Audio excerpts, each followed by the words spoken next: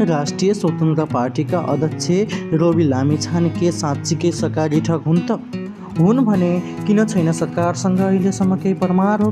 होइन भने किन राखेको छ अहिलेसम्म थुनामा? यसको जवाब चाहन्छ नेपाली जनताहरू।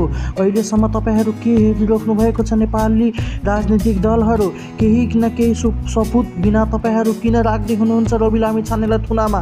कुनै न कुनै परमार बिना तपाईँहरू किन थुन्दै हुनुहुन्छ रवि लामिछानेलाई? स्पष्टीकरण चाहन्छन् अहिले नेपाली जनताहरू। नेपाली जनताहरूका लागि हितका लागि काम गर्ने रवि लामिछाने अहिले राष्ट्रिय स्वतन्त्र पार्टीका सभापति अहिले थुनामा हुनुहुन्छ। थुनामा भएको मान्छेले कसरी काम गर्न सक्छ त? तपाईहरू केही गर्नका लागि आएको युवा शक्तिलाई तपाईहरू थुनामा राख्दै हुनुहुन्छ बिना परमार, बिना शक्ति, बिना आशंका। नेपाली जनताको साथ र सपोर्ट पाएका रवि लामिछानेलाई किन आज तपाईहरू किन जेलको थुनामा तपाईहरू तर्पाइराख्नु भएको छ? उहाँको बिना गल्ती पनि तपाईहरू थुनामा राख्दै हुनुहुन्छ। यदि तपाईहरू धेरै बाघलाई चलाउनु भयो भने बाघले चिथर्छ, त्यो पनि तपाईहरूलाई यादै होला। नेपाली राजनीतिको रवि लामिछानेलाई साथ नभए पनि नेपाली जनता, नेपाली युवा, नेपाली बालबच्चा, नेपाली वृद्धहरूको फुल सपोर्ट रहेको छ रवि लामिछानेलाई।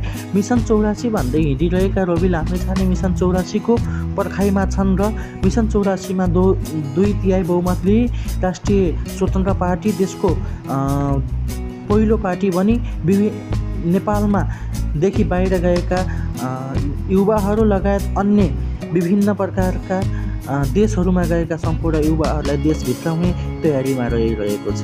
तपाईहरूको साथ र सपोर्ट र जनताहरूको भरपुर र आशाको कारणले गर्दा राष्ट्रिय स्वतन्त्र पार्टी गठन भएको हो र राष्ट्रिय स्वतन्त्र पार्टीलाई अगाडि बढाउनका लागि हामी जस्ता युवाहरूको साथ र समर्थन चाहिन्छ। त्यसै कारणले हामी भन्छौँ जय रवि, जय घन्टी, जय स्वतन्त्र पार्टी र विभिन्न जय युवा, विभिन्न प्रकारका दलहरूको गजघटाइबाट पुराना दलहरूलाई विस्तार गर्दै नयाँ दलको सुरुवात गर्नुपर्छ। यसमा रवि लामिछाने र विभिन्न युवा शक्तिको लागि हामी साथ दिनेछौँ र साथ लिने पनि छौँ। यसका लागि हजुरहरूलाई धेरै धेरै धन्यवाद। सुरुदेखि लास्टसम्म भिडियो देख्नु भएकोमा सम्पूर्ण साथीहरूलाई धेरै धेरै धन्यवाद दिँदै राजेश नेउपाने युट्युब च्यानललाई लाइक, कमेन्ट, सब्सक्राइब गरी हजुरहरूले साथ र सपोर्ट दिनुहुनेछ भन्ने आशा राख्दै आजको खबर यहीँ टुङ्गाउन चाहन्छु। हस्त, धन्यवाद। जय नेपाल, जय रवि।